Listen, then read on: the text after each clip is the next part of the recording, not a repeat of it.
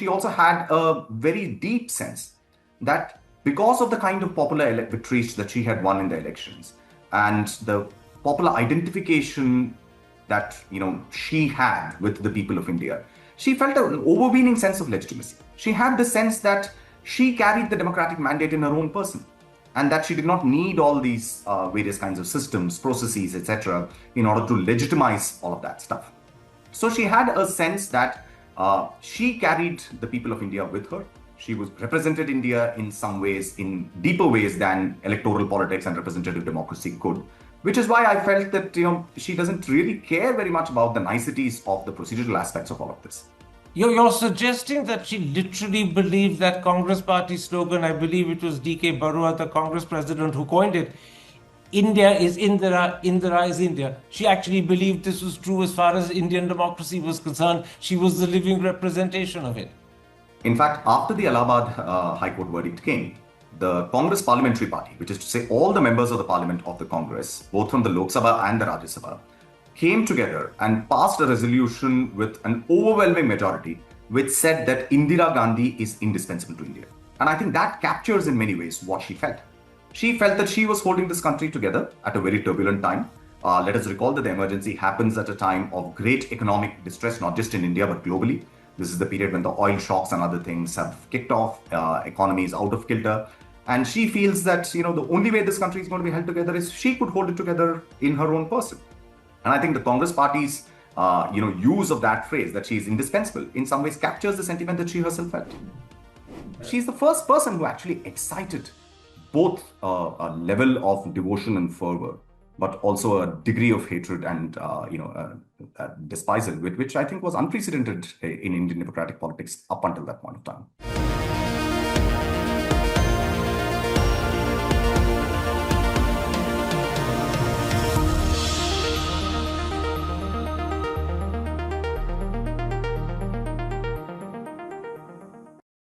Hello and welcome to a special interview for The Wire. 50 years ago, on the 12th of June, Indira Gandhi's election as an MP was overturned and she was barred from contesting elections for 6 years. 13 days later, she declared an emergency. Hundreds of thousands were arrested, the press censored, fundamental rights suppressed, the constitution savagely amended, and Indira Gandhi became the dictator of the country. Today, we look back half a century on the emergency that traumatized India. My guest is the author of perhaps the most authoritative and profound book on Indira Gandhi's years in power. Here it is. It's called Indira Gandhi and the Years That Transformed India. He is the highly respected scholar, Srinath Raghavan. Srinath Raghavan, before we come to details and specifics, let's try and see if we can agree on a broad picture of the emergency. Would you accept it was the single most traumatic experience in independent India's history? Well, if you discount the partition, then yes, certainly I think that characterization would perhaps be appropriate. It was certainly the most traumatic experience given the new political constitutional framework within which independent India had begun its journey in the period between 1947 and 50 when the constitution was made. That entire framework was put under extraordinary and unprecedented pressure during this period of the emergency. So yes, you'd be right in saying that in some ways it was the most traumatic experience in the political history of India during this period. Now, the cold facts of the emergency are chilling. Nearly 35,000 people were detained under MISA. Almost 76,000 were arrested under the Defense of India rules. Practically the entire opposition was jailed, the press was censored, the constitution brutally amended. And even the judiciary accepted that the right to life had been suspended. What was India like during those 21 months? Well, at one level, as you described, I mean, the government arrogated to itself extraordinary powers under which all forms of opposition, critical voices could be muzzled, people could be imprisoned. There was a wholesale sort of, setting aside of the political opposition. Parliament continued to function throughout this period, but it was effectively a rubber stamp for whatever the government of the day, the executive and the prime minister wanted. Similarly, the courts continued to function, but under a framework which gave them very little to work with. And as you hinted, and we can discuss further, the courts perhaps did not even exercise their own prerogatives to the extent that they could, even within the framework of the emergency. At the same time, I think it's fair to say that the experience of the emergency was somewhat different in different parts of India. I think it was in northern India, the Hindi-speaking belt, where perhaps the hammer fist of the emergency was felt the strongest. There were other parts of India, like southern India, where, for instance, the emergency doesn't seem to have had the same kind of entirely throttling effect that you come across in the context of North India. And interesting. What was? Are you there? You froze for a moment. Are you there? No, I'm here. What is the explanation for the fact that the emergency seemed to be milder in South India and much more harsh in the north? Is it because South India is that much further from the capital, or is it because state governments in the south ameliorated its impact? Well, I mean, in a sense that even if you look at the three state governments, the larger ones in South India, which is Andhra Pradesh, Karnataka, and Tamil Nadu at that point of time. Tamil Nadu at the beginning of the emergency actually had a government led by the DMK under M. Karunanidhi as chief minister. And Karunanidhi actually came out as a very strong opponent of the authoritarian sort of turn which Indian politics had taken during the emergency. Of course, his government was dismissed subsequently, but he was there. And his administration became something of a safe haven for many dissidents who were coming in.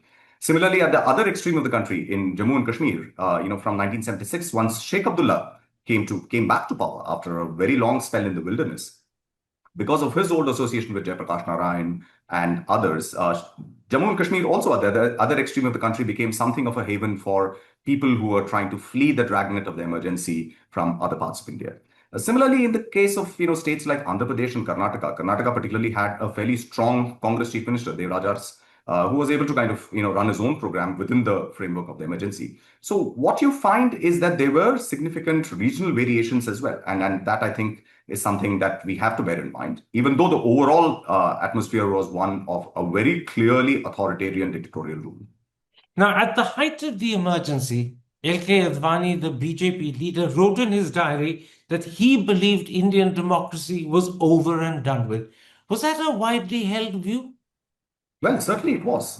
In fact, even when Indira Gandhi called for elections in early 1977, many opposition leaders who were in jail at that point of time, wrote letters saying that, these elections are going to be a fraud because democracy is over. There was very much a sense that we had somehow turned a corner, that India was no longer an aberration to the political trajectory of many of its other post-colonial states in Asia and Africa, and that perhaps democracy as an experiment is once and for all failed. Yes, there was very much a sense that, a major sort of break point had been reached, but fortunately that proved to be wrong. Against that background, let's now come to details and specifics. Can there be any doubt that the emergency was declared to protect Indira Gandhi's political career after the Allahabad High Court struck down her election and the Supreme Court only gave her a conditional stay? Well, that definitely was the most immediate, proximate reason for the emergency being declared, which is that Indira Gandhi wanted to preserve her position. She was clear that there was an opposition movement which had been gathering steam in various parts of the country, particularly in Gujarat and then subsequently in Bihar. Now the opposition had a major issue. The High Court judgment had given them a handle.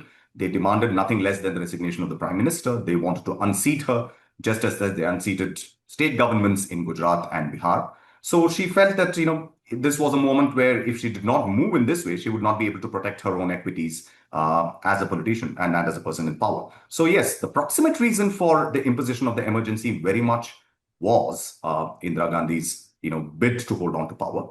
But as I discuss in the book, proximate reasons alone cannot explain why the emergency happened, because there were many other conditions which had to be in place before the emergency could come in. One of which, of course, was a great strengthening of executive power vis-a-vis parliament, vis-a-vis the judiciary, all of which was very important in order to be able to get the emergency through. I mean, all I'm trying to say is that if that particular arrogation of power towards the executive had not happened before the emergency, it is actually quite difficult to imagine how Indira Gandhi could have had such a smooth sailing in imposing the emergency and doing all of the things that you described. So a certain centralization of power in the personality and the office of the prime minister was building up, as you say, during what you call the long 70s. It had been a process that was afoot before the emergency happened. The emergency was a culmination of it. I would say that the emergency was a culmination, and all of these changes were essential preconditions. Because particularly after Indira Gandhi decides to break the Congress party in 1969, the new Congress party is much more under her control than the old party was. Subsequently, she has these dramatic victories in the elections of 1971. There is a Bangladesh war in which India wins the most important military victory in the history of post-colonial India. Then you have the 1962 state elections, which the Congress completely sweeps. All of this means that Mrs. Indira Gandhi, the office of the prime minister, all of them become extremely powerful vis-a-vis her own party, the cabinet, and parliament as well.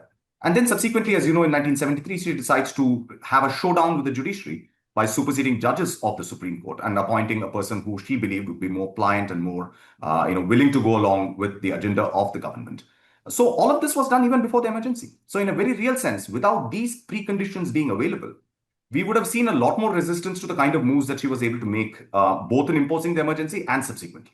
How much weightage do you give to Indira Gandhi's own claim that the emergency was necessary because the opposition was trying to paralyze the government and Jayaprakash Narayan had called on the army and the police to disobey government orders? At the time, was there any credibility to this argument, or was it always perceived as a sort of trumped-up excuse?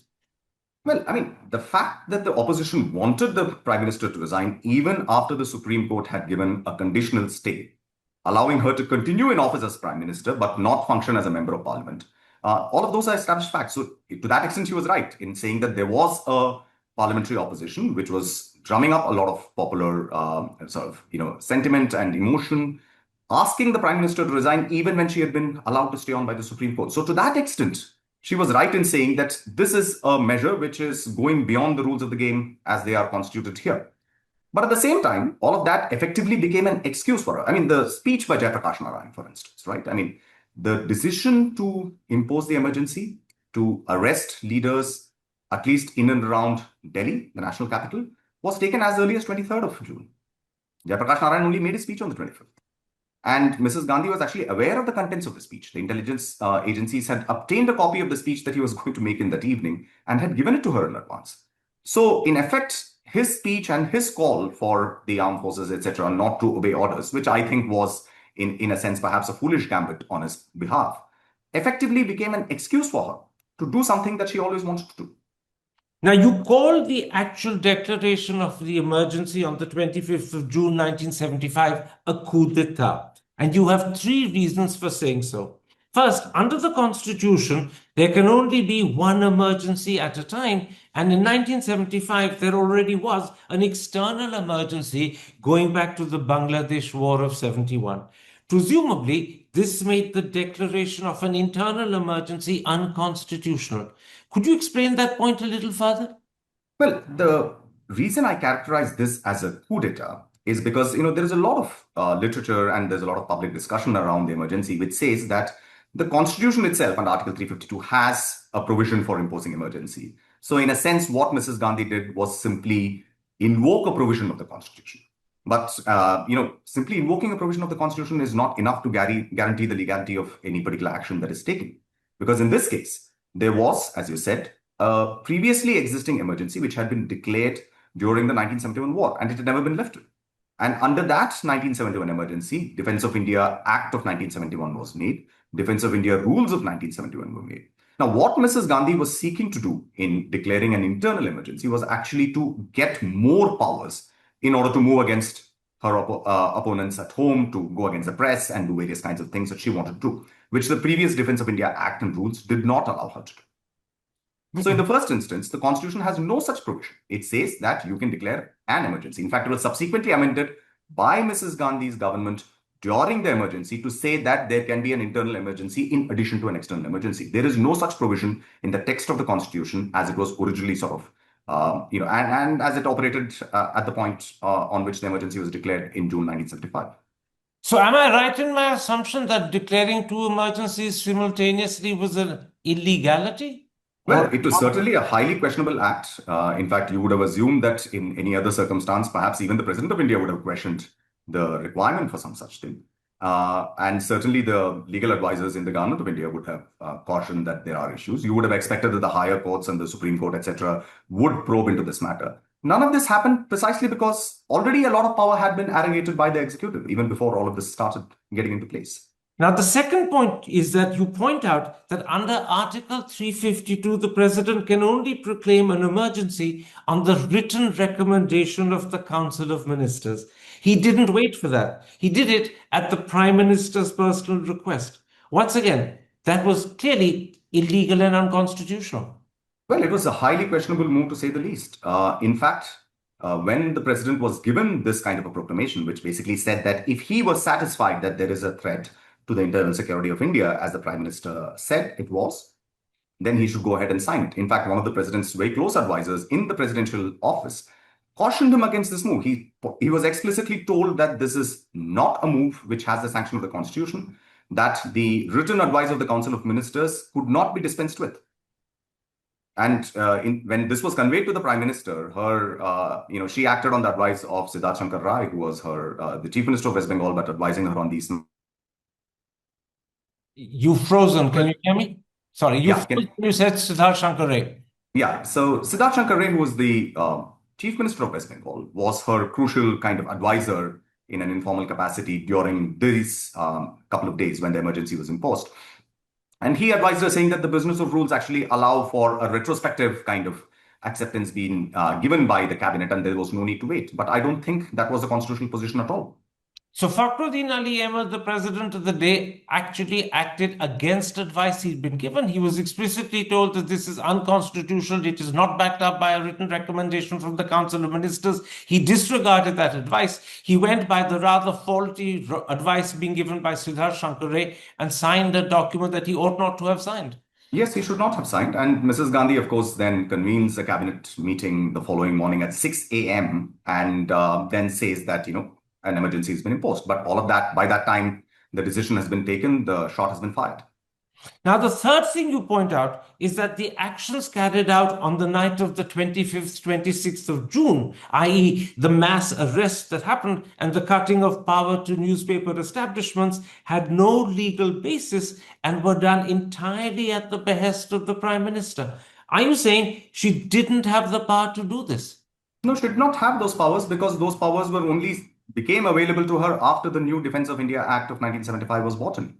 And the new rules were promulgated under the emergency declaration. But all of these moves were initiated even as the president was being given a declaration to sign. So you can see how the administration of the central government of neighboring states was put into motion in the preceding 2 days, even before all of these powers became available to her. I mean, for instance, to say that the press should not carry the news of an emergency proclamation. Hence, you just cut off power supply to all the printing presses in Delhi to prevent them from operating that night has no basis in any legal powers that existed at that point of time.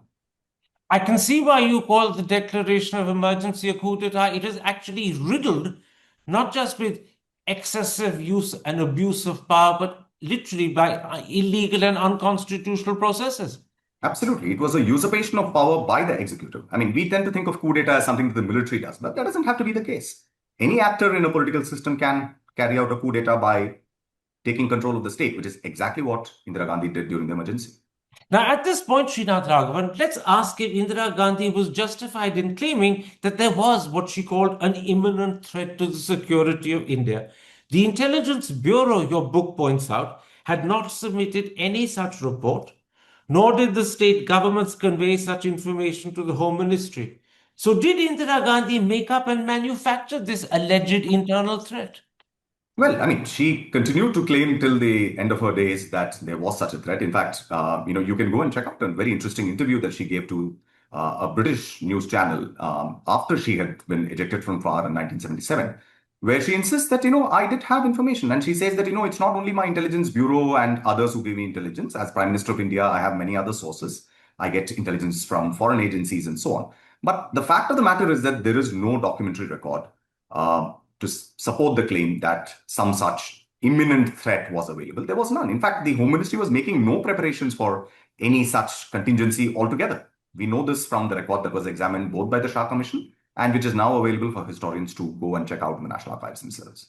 So it was a convenient excuse or explanation that she concocted because it suited her purposes to do so, but it certainly wasn't recorded in any documentation, and it certainly wasn't part of the official thinking of the government at the time in terms of documentation. Absolutely.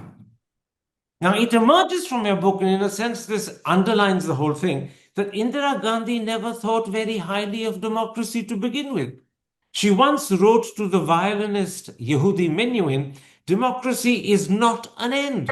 It is merely a system by which one proceeds towards the goal. Hence, democracy cannot be more important than the progress, unity, or survival of the country. The truth is, most people would say India's progress, unity, and survival would be impossible without democracy. Indira Gandhi clearly thought democracy wasn't important. Somehow, progress, unity, and survival could happen without it.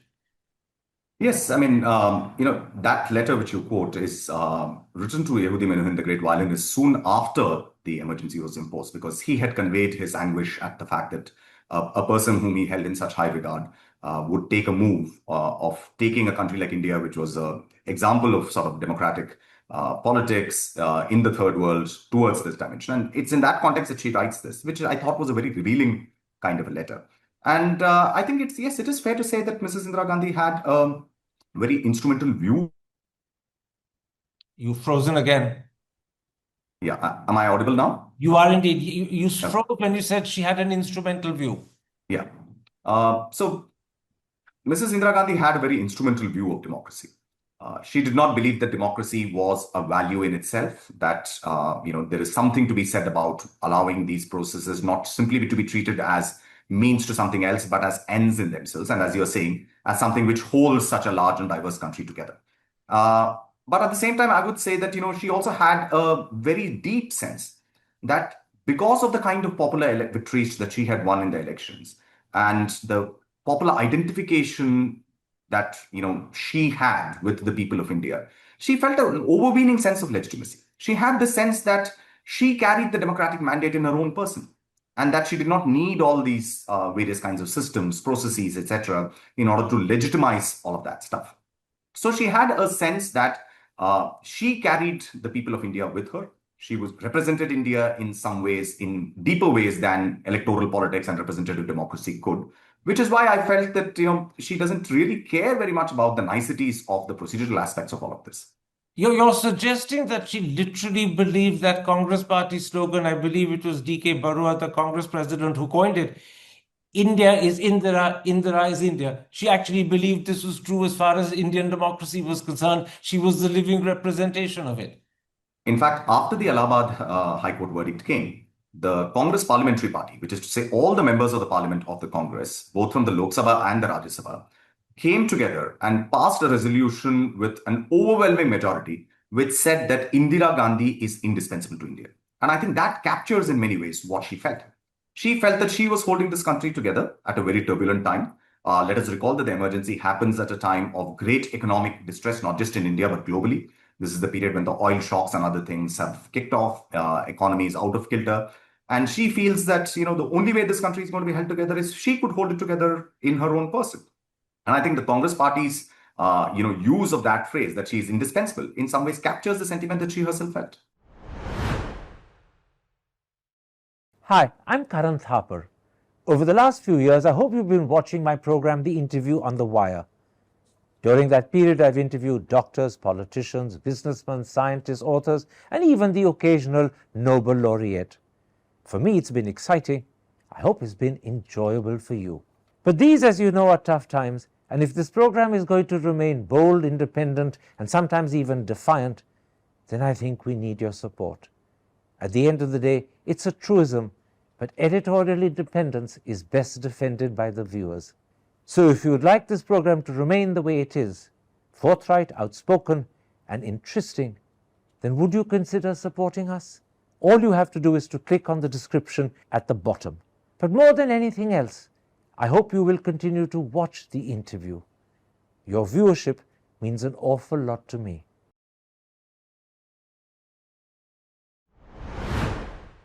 Let's come, Srinath Raghavan, to the two big campaigns which will forever be associated with the emergency. They're also very closely associated with Indira Gandhi's younger son, Sanjay.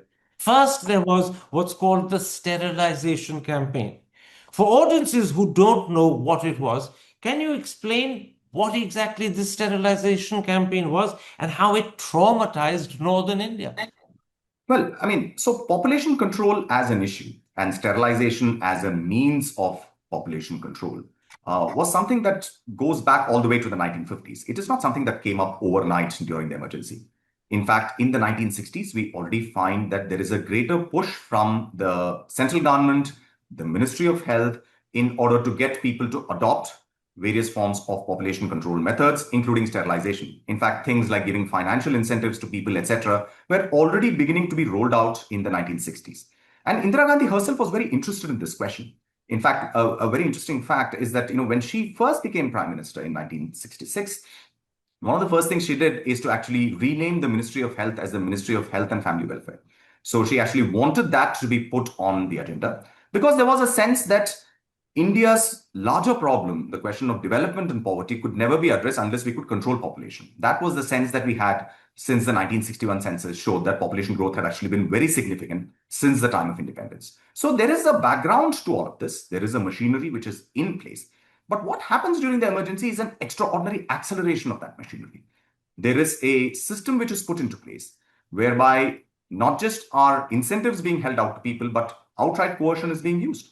In fact, then the Minister of Health at that point of time, Dr. Karan Singh, writes to the Prime Minister saying, perhaps we'll have to move towards tougher measures. And the Prime Minister says, I entirely agree. If we have to kind of take tougher measures in the national interest in order to control population, to bring down poverty, to help with development, we should do so. And the reason all of this took such proportions was, I think, two things. The first is an administrative framework, and the second is the legal framework, right? Now, within the administrative framework, what we find is that there is a very clear laying down of targets, both nationally and state-wise, which is given to say that you need to have these many number of people sterilized in this calendar year.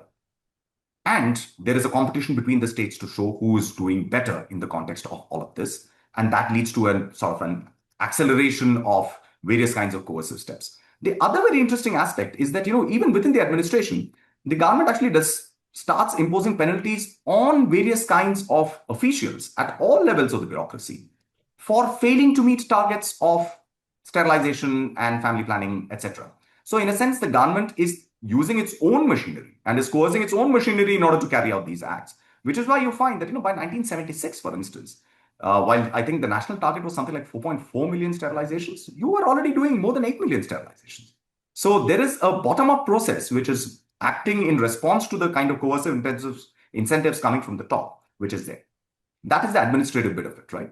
To come to the legal side of it, as you mentioned earlier, the Supreme Court and the High Courts had more or less taken this view that the fundamental rights were no longer enforceable in the courts of law under the emergency. And this gave extraordinary powers to all kinds of administrators to carry out coercive actions, knowing full well that they had a kind of impunity that they never could have enjoyed if the normal provisions of the Constitution operated, because people would go to the courts. But here they could not. And that is why you saw this huge increase in the coercive sort of power of the state in order to carry out this. And as you said, this was perhaps the most traumatic popular sort of perception of the emergency, and it remains a very powerful one even in popular memory today. Now, once again, the sterilization campaign and its impact and the fear that it created seems to have been much greater in North India than it was in South India. What's the explanation for that? Because you had stories in North India that when sterilization campaign people would turn up in villages, villagers would literally flee to their fields and stay there for days and days on end. Those sort of stories never emerged out of South India. Yeah, well, I mean, in a sense, the North Indian states were the ones which I think had larger targets because targets were set population-wise already as a proportion of population. And secondly, as I said, the South Indian states were under administrations which did not feel the strong arm of the emergency in quite the same way. They had both governments, bureaucracies, and chief ministers who felt that they could operate within the framework of the emergency, but did not have to resort to this kind of extraordinary levels of coercion or extraordinary levels of competitive submission to the central leadership that we saw in North India. Now, the second big campaign that the emergency is associated with is slum clearance. And this was typified for many people by what happened at Turkman Gate in Delhi. Would I be right in saying that Turkman Gate, just to take that as an example, was a callous attempt to beautify Delhi by demolishing the homes of the poor and banishing them to far-flung new colonies like Trilokpuri, where there were no amenities and not even proper housing? Yes, and again, I would say that some of these ideas of slum clearance were already brewing within the state and government machinery in the early 1970s. But the emergency once again gave them an opportunity to carry out these things under an umbrella of complete legal impunity, which would not have been available to them. I mean, if you demolish someone's house, those people have recourse to the courts in normal circumstances. But now, the people who are in charge of these kinds of campaigns, be it the Delhi Development Authority, the various kinds of municipal bodies, felt that they have the powers to carry out things without being challenged by the courts.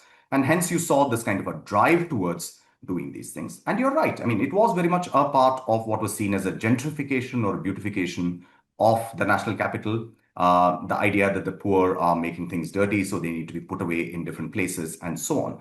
And once again, this left a very bitter sort of memory of the emergency. And alongside the sterilization campaign, this certainly remains emblematic of the excesses of the emergency. Let's at this point for a moment focus on the relationship between Indira Gandhi and her younger son Sanjay. In a very meaningful sense, Sanjay was closely associated and identified both with the sterilization campaign and with the beautification slum clearance in Delhi. To her friends, Indira Gandhi insisted that Sanjay wasn't in politics, but that was an untruth. Her principal secretary, P.N. Huxer, said, and I'm quoting, she was absolutely blind as far as that boy was concerned. What was the hold Sanjay had on his mother? Well, it's always difficult to speculate on what exactly makes parental relations with their children work, right? I mean, there are many things that work, and those are amongst the many inexplicable things of human nature. But in this case, we do know certain things. One is that it does seem, going by the letters that Indira Gandhi herself wrote to other close friends, etc., that in some ways she felt much more protective of her younger son, Sanjay Gandhi, than she did of Rajiv. In fact, in one of the letters, which was written well before all of these developments happened in the late 1960s, she says that Sanjay in some ways reminds me of myself as a younger person. I had the same kind of rough edges that he has, and I was willing to take the same kinds of risks that he is taking. Secondly, she was always very concerned about his venture, that Maruti sort of car manufacturing venture into which Sanjay Gandhi had gotten. The government gave his company many extraordinary favors, but she was still always very concerned whether that will be a viable going concern or actually embroil him in various kinds of financial and other difficulties and so on. But at the moment of the emergency, Sanjay emerges as the person on whom she can rely and have total confidence, because this is a moment of existential personal crisis for her. And at this point of time, she finds that he is the person that she can rely most on rather than any political colleague or advisor of hers, even though they were all very important in the working of the emergency. So Sanjay Gandhi emerges as this very important player in the context of the emergency. And he also then becomes an important person in terms of galvanizing the youth congress and bringing in more people into the party, all of which she thinks are excellent moves that he makes. And background to all of this is the fact that, Mrs. Gandhi has personalized power within the Congress party to a very high degree. So she doesn't really have too many other people to rely on party structures to make things work for her, even during the emergency. In fact, one of the things, P.N. Huxer and P.N. Dhar, who was her principal secretary, write to her towards the last months of the emergency is that, through the emergency, the Congress party structure has been asleep. You have been relying on the bureaucracy. And what they didn't say was also relying on your son and his ability to browbeat people to do various kinds of things, to lend his names to various campaigns like, sterilization, slum clearance, etc. So it is in the context of the emergency that I think Sanjay Gandhi really emerges as a important and a significant political actor in his own standing. And so those years are very crucial to his emergence in politics. In a very real sense, from your answer, it seems that her dependence was psychological. At a moment when she felt she was facing the greatest crisis in her career, it was only her younger son she felt she could depend on. And that dependence on Sanjay, the assurance that Sanjay would always be there to stand by her and help her, made her very vulnerable to him too. I think so. I mean, that's the reading I have on the basis of the materials that I've seen. In fact, there's a very moving letter which she writes when Sanjay Gandhi dies in the plane accident in 1980. to a very old friend, in which she says that, Sanjay was not a son to me. He was more like an elder brother. He was someone I really sort of leaned on for support in the worst moments of my life. So that gives you a sense of the kind of relationship that they shared. Let's now focus, Srinath Raghavan, on the key institutions and how they behaved during the emergency. First, the courts. Am I right in saying that while several high courts stood up and defended the fundamental rights guaranteed to each of us under the Constitution, the Supreme Court simply caved in? And under ADM Jabalpur, the Supreme Court even accepted that habeas corpus had ceased to apply. Yes, indeed. I mean, the Supreme Court's performance and record during the emergency is, I think, no secret. I mean, it is absolutely dismal. The courts even refused to exercise powers and prerogatives that the Constitution gave them. They went narrowly by the most narrowest interpretation, which was favorable to the executive of various provisions as possible. And even in the dissenting judgment in ADM Jabalpur, all of that is laid out by Justice Khanna quite clearly, saying that there are other parts of the Constitution. It's not just these particular provisions which have been set in abeyance, and that we have to think of the Constitution as a living document, etc. So the Supreme Court's performance was dismal, but it was exactly what Mrs. Gandhi, I think, had intended when she superseded the judges, brought the court entirely under heel, and so on. And you're also right to say that several high courts actually acted in ways that went against what the executive wanted, which is why one of the other things that Mrs. Gandhi did during the emergency, and also subsequently, once again, when she came back to power in 1980, is to transfer out a lot of high court judges, because she believed that they did not kind of fall in line with the dictates of the emergency regime, and that she would hold them to account for that. Now, two judges who went on to become legendary Chief Justice of India were part of the ADM Jabalpur bench. I'm referring to Justice Bhagwati and the first Justice Chandrachure. How did the two of them emerge out of the emergency? Well, I mean, when they came out of the emergency, it looked like their futures were on the line, because, there was a very strong sentiment within sections of the new government, the Janata government at that point of time, as well as, very well-known people like Jayaprakash Narayan, that, these two justices who had supported the worst kind of instincts of the emergency should not be allowed to get elevated as Chief Justice, etc.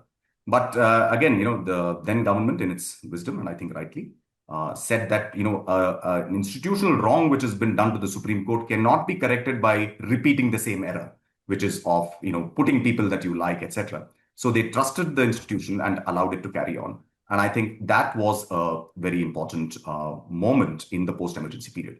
But I think, the two judges are on the record as saying that they did so in order to protect the judiciary. But the sad fact is that it did nothing to protect the judiciary. In fact, it only underlined the fact that the judiciary was entirely submissive to the executive and to the prime minister. Now, off the press, L.K. Advani famously said they were asked to bend but chose to crawl. After the initial days, when newspapers like The Statesman and the Indian Express attempted to resist, did the press buckle under almost completely across the board? Well, the first thing to say is that, a lot of the censorship guidelines which were given were pretty draconian. So it was not easy for the press to operate under this. And one of the very interesting things which happens is that a couple of months into the emergency, Khushwant Singh, who was then the editor of the Illustrated Weekly of India, actually approaches the Prime Minister's secretariat, speaks to Secretary P.N. Dhar, and suggests that why don't we senior editors come together and promulgate a certain kind of a code of conduct by which, we will operate in ways that do not offend the sensibilities of the government, but we still have the freedoms and don't have to submit to this absurd and draconian system of pre-censorship that you put in place. That proposal was actually welcomed by P.N. Dhar. He asked him to formulate some things. They came back. And subsequently, it was shot down by other people in the Prime Minister's Secretariat, including Information Advisor H.Y. Sharda Prasad, who himself was a former journalist. So the emergency regime was very clear that they would come down very strongly on the press. The second instance I would give you is on the press's coverage of the parliament and the courts. The press was actually not allowed to report on proceedings in parliament. When adverse judgments were given against press censorship by the high courts, in a couple of cases you alluded to earlier, the press, when they reported on that, they were censored again. I mean, so this is an extraordinary system of censorship, which is layered and is relentless. So I would have a little bit more of sympathy for the press. I think they were operating under very difficult conditions, and that this was a very tricky system to negotiate, given the kinds of powers that the central government had. Now, the other institution that I want to raise today is the RSS. You write, that is Sang Chalak Balasaheb Deoras, wrote craven epistles pleading for the ban on the RSS to be lifted. Today, the RSS presents itself as an institution that fought the emergency. That simply isn't the truth. Well, I mean, the truth is more complicated. The first thing I would like to say is that one of the reasons that Mrs. Gandhi imposes the emergency, and one of the reasons that she's so concerned about the popular movement that is there, which is building up in several months before the emergency, is the role of the RSS and its cadre in strengthening the movement led by Jayaprakash Narayan. In fact, as early as January 1975, there is a moment when one of her very close advisors, Ellen Mishra, is assassinated in Bihar. And she believes that this is an opportunity to actually carry out a crackdown against the RSS and various other kinds of groups that she did not like. So her antipathy towards the RSS and her concern about the role of the RSS in the anti-government movement, which was brewing for several months, is a well-established fact. So I think that is something that, so in a sense, the ban on the RSS is something that was very much on the cards when the emergency came in. So she wanted to really go after them. And she also knew that even before the ban on the emergency came, many RSS workers had already gone underground. This was told to her, informed to her by the intelligence agencies. And she also writes about it in a couple of letters, saying that even though we imposed a ban, we knew that they were already sort of getting underground. But some of the top leadership of the RSS was imprisoned soon after the emergency.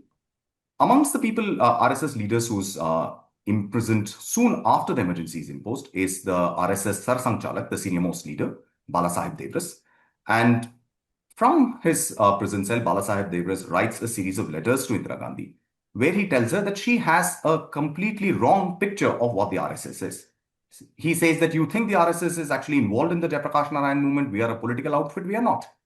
We are a social and a cultural organization which is working to strengthen the nation. That is our mission and mandate. And we are not involved in politics at all. Mrs. Gandhi, of course, has a very deep-seated antipathy to the RSS. In fact, she compares the RSS in several letters, even before the emergency, to the fascist and Nazi outfits that she has seen as a student in Europe in the 1930s. And she says that, these are proto-fascist organizations and that, they will always look to subvert democracy. So she has that very deep-seated instinctive antipathy to the RSS. And that is what you see playing out in these episodes. She never replies to the RSS chief. She disregards his request for the RSS ban to be lifted, etc. She never takes any of his assurances into account. It is in this context that the RSS then decides that they have to join a popular movement, and there are two satyagrahas or mass sort of quoting of arrests which happened in 1975, in which the RSS takes part. Now again, the claims made by the RSS are somewhat at variance with the official record, because the RSS says that something like 35,000 of our volunteers quoted arrest in these two satyagrahas which were made. But the police records actually show that the numbers are something like 4,500. So yes, the RSS did participate in an anti-emergency kind of movement, but the participation seems to have been far lesser.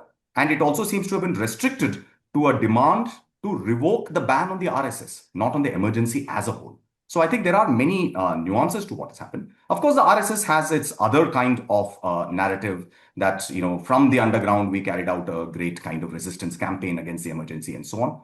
Honestly, I have found no evidence to suggest that any such campaign was either operative in significant numbers or was effective in resisting the emergency regime. So what you're pointing out is that the RSS has greatly exaggerated the extent to which it fought and challenged the emergency during the emergency. It did do something, but it was fairly small and marginal. Well, from the RSS perspective, it was certainly an important moment in its own historical development. But I think if you look at it from the perspective of whether it made a dent on the emergency regime, I would say it did not. And frankly, that's not just true of the RSS, but many other organizations which claim to have resisted the emergency. There was no significant concerted resistance to the emergency regime. That's the other very important thing. India accepted the emergency. It may not have liked it. Many may have felt offended by it. Many may have felt that India's democracy was being betrayed and let down. But the country accepted the emergency. There was no real challenge to it. Well, it's not very clear to me how there could have been a challenge under circumstances when your formal political process is put in abeyance, when the press is censored in such ways, when the courts do not, accept any kind of, hearings on or petitions on issues which matter to people's fundamental rights. So in a very real sense, I think it is very difficult to know what the people of India felt about the emergency regime. What we do know is that when the emergency when elections were called for in 1977, they voted in very clear ways against the emergency regime and its doings. Now, during the emergency, Rajiv Gandhi wasn't in politics, he was a pilot. But both Rajiv and Sonia were living in the Prime Minister's residence. There's always been a lot of speculation about their attitude to the emergency. What do you believe it was? Is it possible to tell? Well, I haven't come across any, archival or documentary evidence which suggests anything of their role. Yes, you are right. They were living with the Prime Minister at that point of time.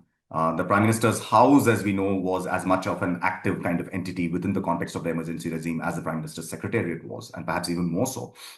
But it's not very clear to me that either Rajiv Gandhi or Sonia Gandhi expressed in public or even in written to other people. At least I have not seen any evidence to that effect. So you've seen no evidence to the effect that they expressed any disaffection for the emergency, any criticism of the emergency. They accepted it, they were quiet about it. Well, I mean, they may well have expressed concerns in private or at least conveyed the kinds of concerns because we do know one fact, right? That the Prime Minister Indira Gandhi was getting a lot of representations from party members, other well-wishers, saying that some aspects of this emergency, particularly the sterilization campaign, is backfiring. It is alienating groups which have been central to, her own politics in the last decade, which is socially backward, marginalized groups, etc., and saying that, we are actually alienating our own constituencies. But the fact was that whenever those things came up to her, she seemed almost unwilling to want to listen very much to all of this and would keep insisting that, many of these are fabricated, these are exaggerated, these are kind of blown out of proportion and so on. So it may well be possible that they had those kinds of conversations. But again, there is nothing in the written record that I have seen which suggests their views on this kind of period of Indian politics one way or the other. Now, in January 1977, Indira Gandhi suddenly surprised everyone by calling elections even though they weren't due for another year. It led to the collapse of her rule and the end of the emergency. There's always been a lot of speculation why she called early elections. Did she do it because she thought she could win and legitimize the emergency? Or was this a way of accepting the emergency was a mistake and getting off the tiger's back? Well, again, we don't know for sure because there is nothing which documents what the reasoning behind her decision to do it. We know a few things, however, which I think give us some handle on answering this question. The first is that there were a series of reports which were coming to the Prime Minister on which were countrywide assessments of how the emergency was working out from mid-1976 onwards, a year into the emergency onwards. The Intelligence Bureau is sending her thing. There's a very long political assessment prepared by her Principal Secretary, P.N. Dhar, with the assistance of P.N. Haksar, who's then the Deputy Chairman of the Planning Commission. And they tell her a couple of things. And I think the underlying refrain in all of these assessments is that the first year of the emergency was good for you. You managed to get political stability. You managed to stabilize the economy. We have rolled out certain kinds of programs. We have made certain promises, which if we work through, could actually benefit us. Because certainly the poorer, weaker sections of society feel that the government has taken some steps, particularly land redistribution, etc., which could be beneficial to us. So there is a sense that what they are trying to tell her is that from mid-1976 onwards, there is diminishing returns to the emergency regime. That is the way that these are written. And they say that the sooner you get off the track of the emergency and cash in on the system while it is still in your favor, the Congress party could actually come out on top in an election. Now, the Intelligence Bureau's own assessments also are the same. In fact, there's an assessment which is sent out in December 1976, just a few weeks before she announces new elections, which says once again that the benefits of the emergency regime are wearing away. So as I see it, I think she understood that this was to begin with, not something that was sustainable in the long run. And secondly, you are reaching a point where diminishing returns are setting in and it could well turn against you. What I think she did, however, not anticipate, and certainly was not anticipated by her closest advisors, including P.N. Dhar and others, is that she would lose the election in this way. I don't think that was on the cards. They thought that the Congress party would take some knocks. Perhaps they do better here. They always felt that the opposition unity is a question. The Janata Party leaders the opposition leaders are trying to come together to form a common party, but they're not able to do so. This is the moment to go in for elections, right? So there's a certain sense of timing. But it's only when she hits the campaign trail that she realizes that the mood of the people is actually very much against the emergency regime. And, then I think by a few weeks into the campaign, she is clear that the mood of the country is totally opposed to her and that she's staring at the base of the defeat. So she intended the elections as a way of cashing in on the benefits that she thought she had given the country during the first year of the emergency, not realizing that actually by the time she held the elections, people's anger was so enormous that not only did her party lose, she lost her own seat, Raebareli. Her son Sanjay lost his attempt to become an MP at Amethi. None of that was something she had anticipated in any sense at all. So it wasn't, as some people say, that she knew she'd lose and this was her way of getting off the tiger's back. She was trying to cash in on what she thought she had brought as benefits and move on, and she failed. I think that's a very good summary, Karan. In fact, it captures what I think was the argument that I was trying to make in the book very well. Because I think the issue is not so much of whether she thought she would win or lose an election. But I think it's fair to say that she felt that the emergency was not a regime that could be continued in perpetuity. She had gotten the parliament to extend its own term in November 1976, so she had time. But at the same time, she was, I think, slowly came around to the view that it's better to get off the emergency regime and go in for a fresh mandate, even when some of the benefits of the emergency regime, particularly in terms of stability of the economy, which is all a fact. I mean, those things did get stabilized. The high sort of inflation regime, etc., was brought down during the first year of the emergency. She felt that some of those benefits would perhaps work in her favor as she went into elections. Let me end, Srinath Raghavan, by quoting what you write of Indira Gandhi in your prologue. You say she was at once the most adulated and execrated public figure in the land. Are you saying that she provoked extremes of emotion and passion, veering from love on the one hand to outright hate on the other? Well, and I would say that she was perhaps the first Indian democratic politician to actually have that kind of this thing, right? Because she was able to galvanize a phenomenal amount of popular enthusiasm around her. I mean, if you look at the kind of election performances that the party had under her, her public standing, especially after the Bangladesh victory, etc., was extraordinary. And she was, and even her opponents conceded. There are very interesting letters written by people like Y.B. Chavan who fell out with her, who say that you have a kind of a connect with the people of India that I cannot even understand how you sort of developed. So she was a person who evoked that kind of very strong levels of identification. But at the same time, because of who she was, the kind of power that she wielded, and perhaps also for the fact that she was a woman, she, sent her opponents into apoplexy. I mean, they would just get so angry at her and were tempted to do all kinds of foolish things, including when they were in power during the Janta regime and so on. So I think, she's the first person who actually excited both a level of devotion and fervor, but also a degree of hatred and despisal, which I think was unprecedented in Indian democratic politics up until that point of time. Permit me one more question, and I put this to you as a historian. How would you compare Indira Gandhi to the two dominant prime ministers, Jawaharlal Nehru, who preceded her, and Narendra Modi, who came decades later? How would you compare her to these two? Well, I mean, again, I think it is easy to make comparisons on the basis of personality, etc. Right? I mean, there are obviously different kinds of personalities, but I don't think that's a very useful comparison from a historical perspective. I think it's fair to say that Jawaharlal Nehru was prime minister at a time when the Indian sort of republic was coming into being. The Congress party was an extremely dominant force. In fact, there were hardly any electoral competition for the Congress party. So Nehru could and did take a long-term view of what the republic should look like, what kinds of policies should we pursue. There was no short-termism in anything he did, right? I mean, the 5-year plans, as they say, you're thinking of 5 years. You're rolling out things which will come into effect much later. And all that he was able to do simply because the Congress party was an unchallenged political force. And he was at the helm of the party and had popular sort of respect and adulation of a certain kind.